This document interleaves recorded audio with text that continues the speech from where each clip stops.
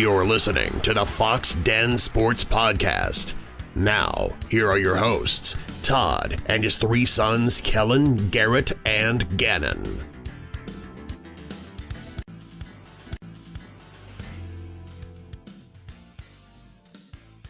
Hello, everyone. I want to welcome all of our friends, our family, and our foes back to the Fox Den Sports Podcast, along with my youngest son, Gannon, and his buddy Isaiah Phelps. I'm Todd Fox, and we're the Fox Den Sports Podcast. Today, this is a special episode. So Gannon and Isaiah both go to Harding University in Searcy. Am I saying it right? Searcy or Searcy? Searcy, right? Okay. Yeah, he always beats me up when I say it wrong. Searcy, Arkansas. And they just won the Division II National Championship. And we've got with us Clark Griffin, one of the starting linebackers for that team here. And I just want to, welcome you to the podcast, Clark. Appreciate you being here. Yeah, of course. Happy to be here. And so some things I see here is you earned you played high school football in Alabama, correct? Yes, sir. And you earned 7A first team All-State football honors your junior and senior seasons. Your senior year, you led the entire Alabama 7A classification in tackles with 149. You were also named the All-Birmingham team defensive most valuable player. You finished your high school career with 335 total tackles, and you helped anchor the defense and led your team to 3 state playoff appearances. And then you were invited to walk on to the University of Alabama, where you played for the legendary Nick Saban and won a national championship there. Was that 2020? Yeah. And then you just finished with the national championship at Harding for Division II. And I've looked it up and I can't figure it out, but I can't find anybody that's ever won a national title in both Division I and II. So it looks like you are the first one, and that's pretty awesome accomplishment. So congratulations. Yes, sir. Thank you. That's pretty cool. So walk us through a little bit, if you don't mind, just kind of, the season. Because I know, looking through here, I know you guys started out here in Bethany against Southern Nazarene. I remember that because I was, I worked pretty close to that. And you guys, you went undefeated, which is pretty impressive. And then you go the first playoff game against Central Missouri, and you win 35-34, but the other team scored. Central Missouri scored with like 8 seconds left, and then I guess you guys blocked the extra point. So, like, what was that feeling like? I mean, that's pretty. Yeah, so I mean, we were up 14 points, I think, with 5 or 6 minutes left in the game, and we're kind of sitting there. I mean, we knew their offense was electric. I mean, they had the Harlan Hill winner at quarterback, and I mean, D1 bounce back receivers everywhere. So I mean, we knew they could score quick, but I mean, for them to put up 13 points in the last 6 minutes with our kind of offense was pretty wild. And I mean, I'm just glad we blocked that field goal, because I mean, if it was going to OT, I didn't see it going our way. Sure. So, what are the OT rules in Division II? Are they anything different than the Division I? I've never played a Division II overtime I just game, didn't know what they were. I'm sure they are. I think it's probably ball on the 25. 25, so. Yeah. That's interesting, but that's pretty impressive.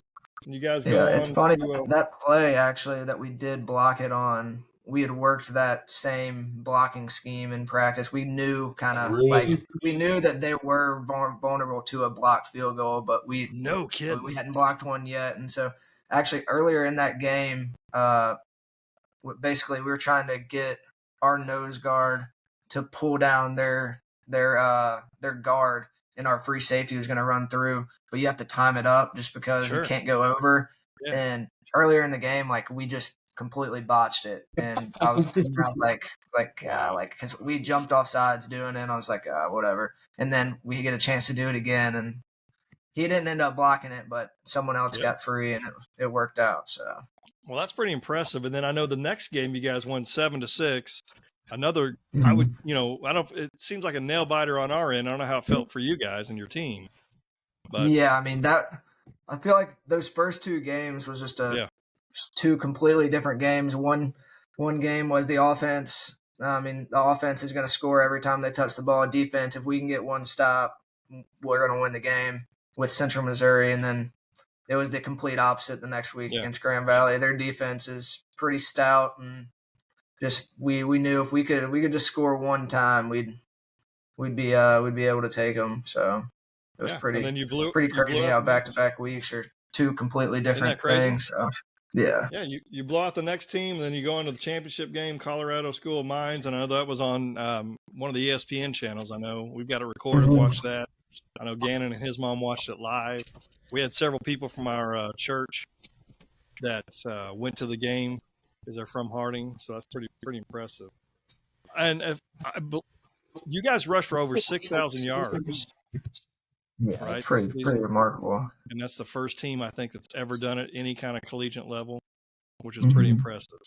And I don't know how many times you guys threw the ball, but I was told it was not very many. Not very many, no. Yeah. No, not at all. Pretty cool. Yeah. So let me ask you, your dad, Stephen, and your uncle Chad both played for Harding as well, right? Mm-hmm. So they both played there, and they both wore 24, yeah. So did you have any option, or is that where you were like, I'm getting 24? Actually, Coach Underwood texted me and said, I don't want you to feel any pressure, like just to have to follow in your family's footsteps, but the numbers available, and there was like 44, 33, 24, and I was like, yeah, I'll take 24 if the shoe fits, yeah. And is there any kind of special meaning to you knowing that you've had, some family members play there? My grandfather played on the team that brought back Harding football. Wow. So he played, my grandmother's brother played, all of my uncles have played. So I mean it's been pretty special just being able to see all of them. My grandfather's not here anymore, but I talked to some of his friends after both of the close games and then the national championship, and they were just beside themselves happy about it. So I bet. it's been pretty sweet. Yeah. And your uncle's the defensive coordinator, is that correct? Yes, he is. That's my dad's sister's husband. So a friend of ours, John Kaufman, played with your dad, and he told me that your uncle was known for knocking defensive players with his knees because he was a heck of a running back, and he would like almost knock them out. And he wanted to know, my friend John wanted to know who would win in a drill, between you and your uncle Roddy, if you had to go up against him. Right now, I'd probably take him. Exactly. That is funny. No, but yeah, buddy John, I think he may have actually even roomed with your dad one of the years as well. So that's pretty cool. Yeah, that is cool. And we got a few other, just some questions we had. And the first one I wanted to ask is there a coach or athlete that you look up to as a role model? And if so, like who is it and why? Why do you look at them from a role model perspective? I wouldn't say like there's a specific coach or athlete. I mean, I look up to my dad a lot. I mean, but most of my inner motivation just comes from just people saying you're too small, basically. Like just hearing that my whole life, and just that's really motivated me, especially on the football field, just to carry kind of a chip on my shoulder that I mean I'm small, but you still can't block me. So that's kind of been my biggest motivation. That, and then just seeing my dad work growing up. I mean, he's such a hard worker, and I think he's instilled that into me. Just to kind of just, if you want it, you can go get it. You gotta work hard to get it. So he's been my biggest role model, I'd say. And you're 5'9", 185? Yeah, I mean that's what the program says, 5'9", probably closer to 5'8", but hey, that's all right though, man. That's completely fine. Yeah. I think it's impressive, and you out there playing and you're tackling and watching the game on TV. Yeah, you're out there and you're making things happen. So that's all that matters. So, Gannon, you or Isaiah have a question? Yeah, I had one. Which first I'll say, being 5'9" is plenty of height. You don't need to be any taller than that. But like, what do you think in this, like in the world, with all the athletes, what do you think the best or the biggest challenges that you have to face? Like maybe personal experience or just something you've witnessed with many teammates? I think obviously NIL is a big issue.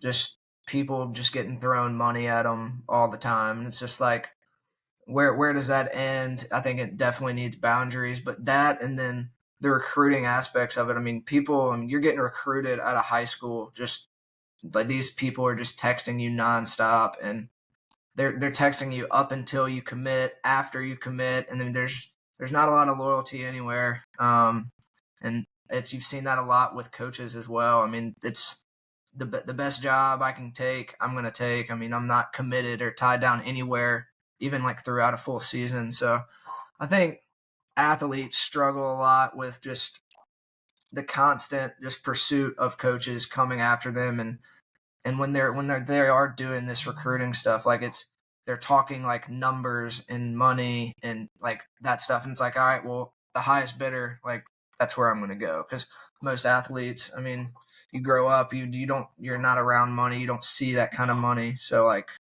when you see it and people are telling you, oh, I can give you this, then I think that's persuading people's decision making when it is time to kind of choose a school. So I think that's a big issue. Cool. That is interesting because I personally never heard really of like a student athlete talk about that, but it makes sense because like you kind of live your high school life and you got all these grown men texting you all day long, and like you said, until commitment and then after commitment, it's just like that's got to be tiring. Well, yeah, there's some people, like especially at Alabama, I saw this a lot. Like my teammates, like they'd show me their phone. They're still like they're on a team signed, and they're still getting text. Like these coaches will still text their parents and stuff like, "Hey, so and so is not playing here. He could be playing here, and here's what we can offer him." And it's just like it's constant. Like, all right, well, if I'm not playing, I'm leaving type situations. Yeah. And it's obviously caused a lot of issues, and everyone's kind of seen it the last 2 to 3 years. Sure. Isaiah, you got a question? Yeah, so me and Gannon have experienced this a little bit, just getting into college and doing all these college classes, and like you got to do all your classes, you got to get your Bible stuff done. There's some tough like Bible professors at Harding. So what does it go into you having to manage your athletic responsibilities and then your academic responsibilities and then anything outside of that? What goes into that? Yeah, I think it really helped me, just especially when I was like first starting out in college. Like we had tutors in the evening when I was at Alabama. I mean, you could go do that, and then a bunch of the stuff there. So getting started was online. So I feel like that helped a lot. Just kind of getting like you were on campus, but living in the dorm, hanging out with your friends, but like you weren't in the classroom. So I feel like that made my transition a lot easier. And then once we did start going to classes, I feel like, oh, it's like, all right, well, I've already been here. I can go to class now. Like, but here at Harding, I think the teachers are pretty good about, I mean, knowing that you're in season and knowing that you have a lot on your plate. So, I mean, it's definitely, you got to be able to manage your time well, but I think our coaches also do a good job of when we're at football, we're at football. When we're not, we're not. We're going to do school. And I think that's been really important to us. I mean, we have study hall. So, like, if you just moved or just came to Harding, at least for your first semester, you've got to go to study hall 2 nights a week. Unless you come in to college, I think, with like a 3.8 or higher. So, if you don't have a 3.8, you're going to be in study hall at least 2 nights a week. As a freshman, you'll be there until at least the second semester. So it kind of puts structure in your life, and I think structure and then just being able to manage your time, because I mean, obviously Bible is not easy. I mean, transfer Bible, when I transferred was one of my harder classes. Just so sure. I mean, it's definitely been hard, but I mean, being able to manage your time and kind of set things aside and be like, all right, I've got to get this done today, and then practice and so and so. So I think, I don't know, probably time management would be the biggest thing. Sure. Yeah. So this isn't the question I've got, but I got another question real quick. Help walk us through, like, Alabama high school football. Is 7A the biggest? Is that the biggest schools? Yeah. Yes, sir. So it's 7A, 6, 5, I think all the way down to 1, and then 8-man. Okay, because I know Oklahoma it's 6A, 6A1, 6A2. You know, that's basically what it is. Yeah. For the schools here. So I was curious to know how Alabama was. But what have you learned from being a football player about teamwork? From, like, whether it's past experiences or anything with teams, like, what have you learned about because you've played, I'm assuming, that little kid all the way up. What have you learned? My biggest thing with teamwork, I feel like, is if you're not on the same page, like, you can't do anything. You can't accomplish anything. I think that goes in life and in football, but mainly just speaking on the football side of it, like, one player messes up on defense, it's a bust, and the offense is going to exploit you. I mean, it may not be a touchdown, but it'll be an explosive play. And then, especially, like, looking at our offense, if one person doesn't do their job, like, it's so like mechanic, like robotic, and it's like, if one person messes up, you mess up one step, then it's going to be a negative play. So, I mean, I feel like just everyone being on the same page, trusting one another, is really, really big. And that's the biggest thing I've learned with teamwork. I feel like, I mean, you saw, in the Rose Bowl the other day, there are countless times Alabama, they're not on the same page. Right. And those plays, like, they're good plays. It's a good scheme from Michigan, but if you're on the same page and not looking around at each other, like, what are you going to do? And you know what that other person's going to do, then good things are going to happen. So I feel like in life and in football, if everyone's on the same page, communication's big. So I feel like that's really, really important. Something I've learned. Did you grow up an Alabama fan? I did not. My dad's from Arkansas. My mom's from Georgia. My mom's a Georgia fan. Dad's a Arkansas fan. So no kidding. Yeah. Where did you fall in line? Did you just kind of? We'll recruit you over to the Oklahoma side. I leaned more towards Arkansas growing up, but living in Alabama, it's either you choose Alabama or Auburn, and I've always leaned Alabama and then went to Alabama and played there. So now I'm full on the Alabama train. There you go. That's cool. Yeah. Well, going off of that, between Alabama and Harding, what would you say are the biggest, like, differences, but also the biggest similarities between the two for playing for both?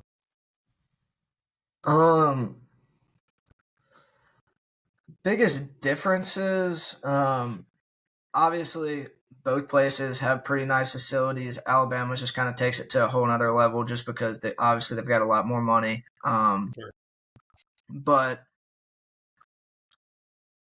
the athletes in Division I and Division II, that's a big difference. Like, you're walking through the locker room my freshman year, and, like, you're looking around, and Najee Harris is right there, Mac Jones is right there, Alex Leatherwood, Landon Dickerson. It's like, all right, these are NFL guys. Like, so, I'd say just, like, being around, it's more of, like, the setting, I feel like, is a lot more laid back. Obviously we're still going to come in, get our work done and stuff like that, but, like, there it's just strictly business. Like, you walk in the facility and it's not a ton of messing around. It's just like, you're in there, people, you got to go get in there, get your stuff done and get out. And here I feel like it's more, say, family oriented, just like being able to be with your teammates more and stuff like that. Like, probably the biggest differences. And then similarities, I don't know. My whole thing with the difference between the two, there's good athletes everywhere, but there's levels to everything, and obviously that's as high as it gets in the college level. And Division II, this is the highest it gets in Division II. So sure. Kind of leaning into that. We've seen all the videos of Coach Saban and how riled up and angry he gets, and he's always on your tail if you do something wrong. and 7 national championships for him. He's got arguably one of the best college coach of all time. So, what's it like playing for Saban and then playing for Coach Simmons? Like, the similarities, differences with those two. Well, the thing is, like, they preach the same principles, discipline, execution. Um, Coach Simmons would probably preach a lot more loyalty than Coach Saban does, because he's just kind of a big loyalty guy.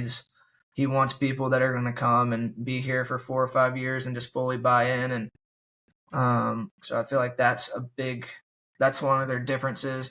The language used at both places, the way they talk to you, that's a big difference.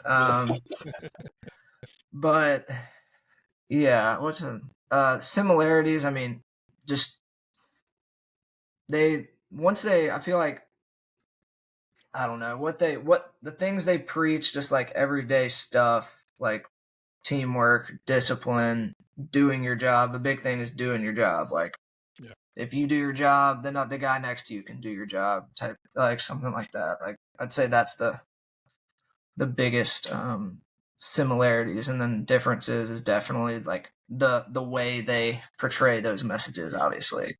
Sure. Yeah. Well, how has playing for both Coach Saban and Coach Simmons made you a better player? So when I went to Alabama, they actually moved me to safety. So being in the defensive back room with him and like Coach Kelly and some of those other guys, it kind of opened up the back end of the game to me a lot more. In high school, I played linebacker, and I was focused on the box and the front seven. So going to Alabama and then them asking me to move to safety, I had to learn a bunch of stuff that I really wasn't familiar with. And so coming here, when I did decide that I was going to transfer, knowing what the back half of the defense is doing at all times, and knowing how they're going to roll down and just stuff like that. It's just little things in the secondary that I didn't know before. Once I left Alabama, I felt like I was more of a developed, fully sound player, schematically wise. So I kind of have a better feel of what's going on at all times everywhere. And then the coaches here are like, I feel like they all have their houses wide open to us. And I mean, just the outside of football stuff here is, I mean, you can't get it anywhere else. I mean, we're at our coach's house every week, and it's just, I mean, they love on you and take care of you. And so, I mean, it's definitely a different vibe from Alabama, but I think both are, I mean, it's kind of the best of both worlds I've kind of received. So it's been pretty cool. And from like your very first coaching football to today, what's the best piece of advice you think you've gotten that you could carry out kind of like throughout your life in a way?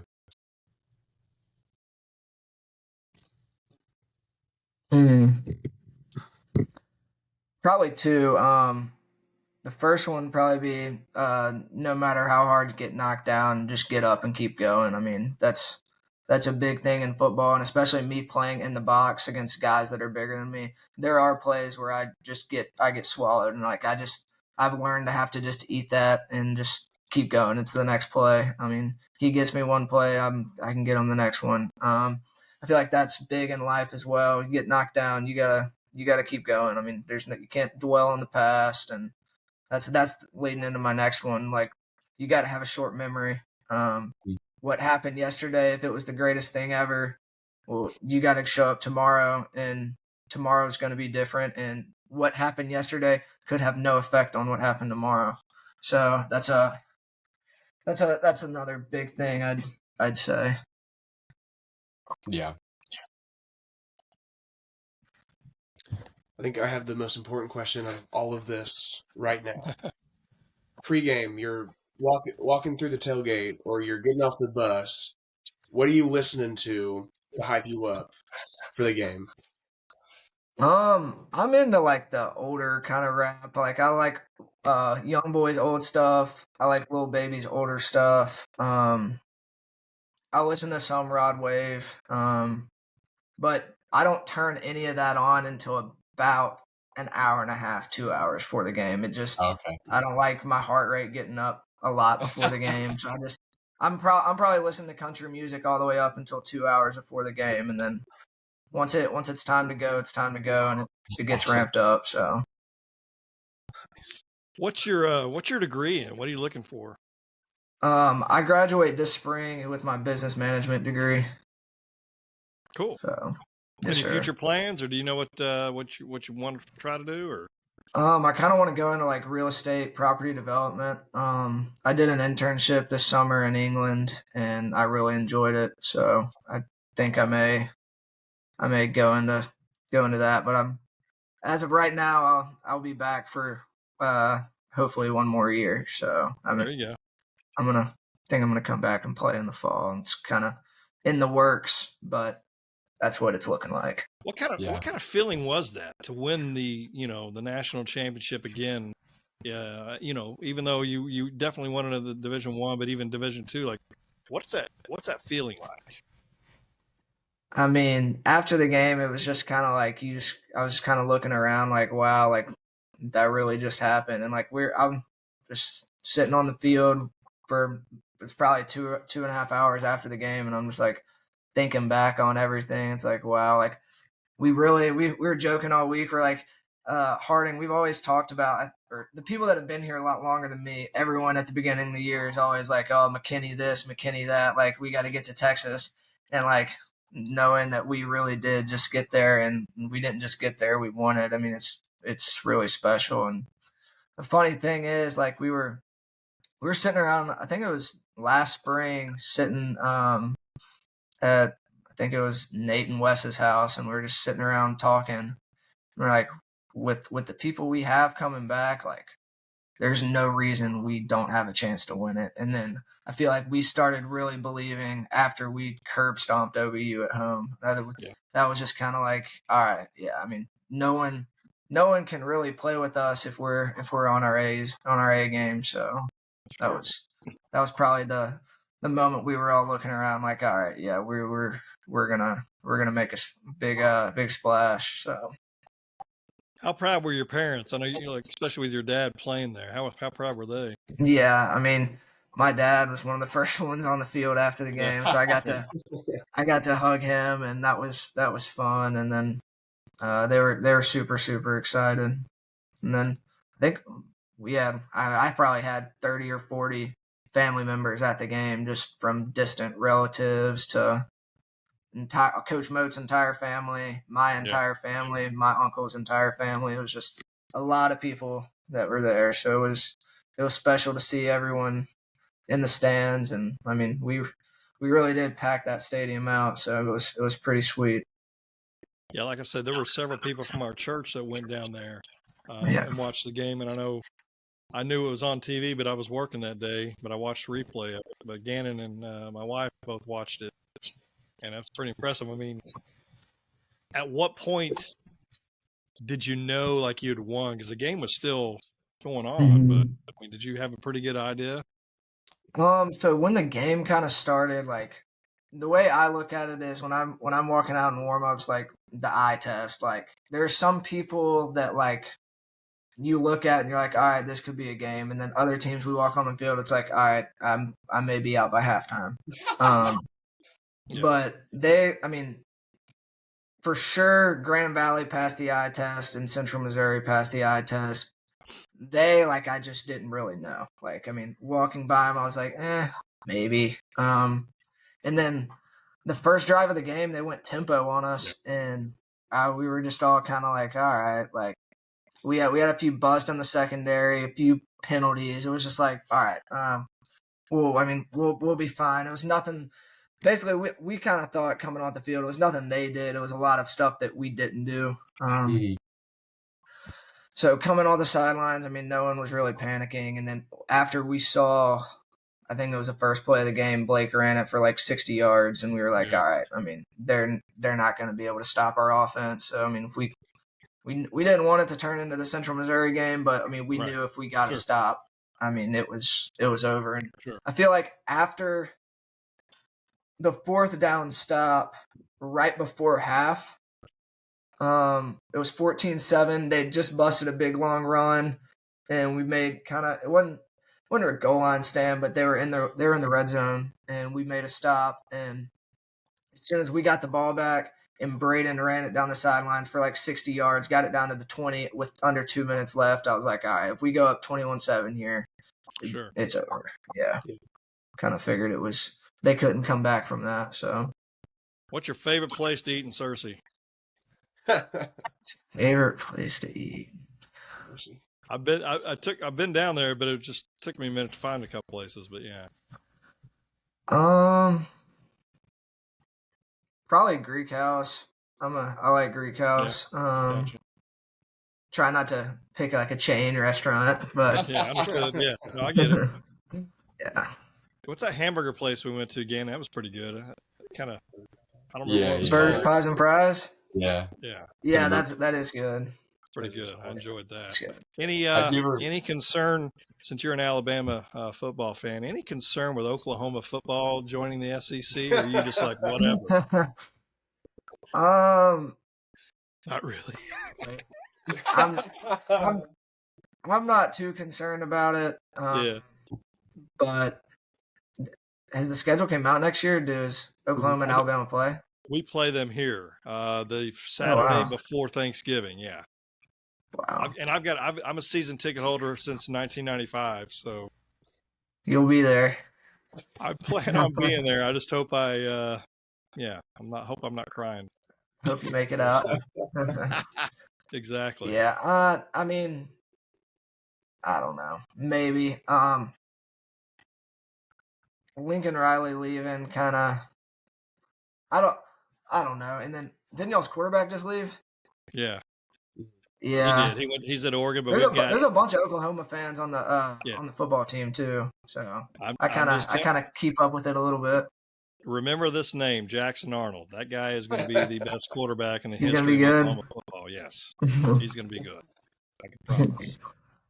That's fine. I hope so. But anyway, no, you've had quite the career in high school. You've had the career, you played at Alabama and then Harding. So congratulations to you. It's pretty impressive. But from what it sounds like you're not done yet. You're ready to keep winning, and that's impressive. And that's cool. And congrats to you, your teammates, your coaching staff, the whole, both of these guys sitting in here, Gannon and Isaiah, both are students there too. All the students. I mean, it's a big deal, and it's pretty cool to see that. Thank you. I appreciate it. Great job. We appreciate you being on the podcast, and we wish you nothing but luck and nothing but success. So, but to all of our listeners, we appreciate that. Thank you for joining us tonight for the Fox Den Sports podcast, and for Gannon and for Isaiah. We will see you all next time. Thank you.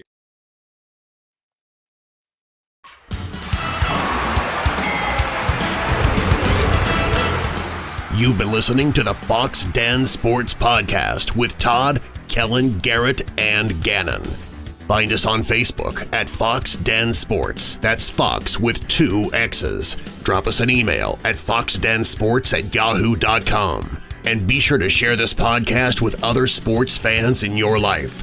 This has been Fox Den Sports.